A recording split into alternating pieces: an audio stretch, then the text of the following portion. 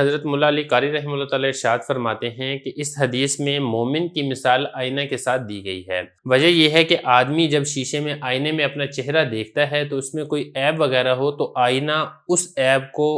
دوسروں کو نہیں بتاتا ہے بلکہ اس عیب کو اسی دیکھنے والے کو بتاتا ہے۔ اسی طرح مسلمان جب اپنے بھائی میں کوئی عیب دیکھتا ہے تو تنہائی میں اس کو سمجھاتا ہے، لوگوں کے سامنے اس کے عیب کو ظاہر نہیں کرتا ہے تاکہ لوگوں کی نگاہ میں وہ شخص ذلیل نہ ہو۔ ایک اس کا یہ مطلب بیان کیا گیا ہے۔ دوسرا مطلب اس حدیث کا یہ ذکر کیا گیا ہے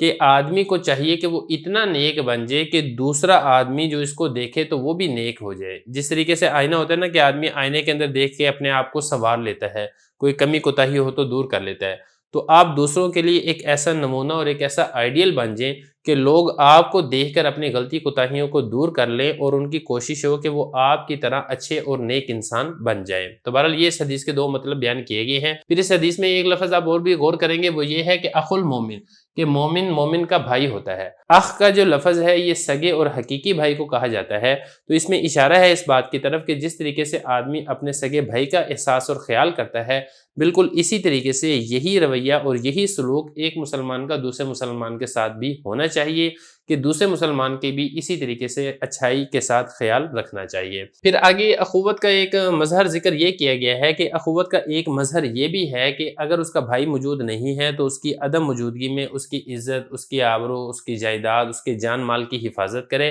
بلکہ علماء نے یہاں تک بھی لکھا ہے کہ بھائی کے ساتھ جو بھائی چارہ ہے اور حسن سلوک کے اندر یہ بھی داخل ہے کہ اگر اس کے سامنے کسی دوسرے مسلمان کی غیبت یا عیب جوئی کی جا رہی ہو تو اسے چاہیے کہ اس غیبت اور عیب جوئی کرنے والے کو منع بھی کر دے۔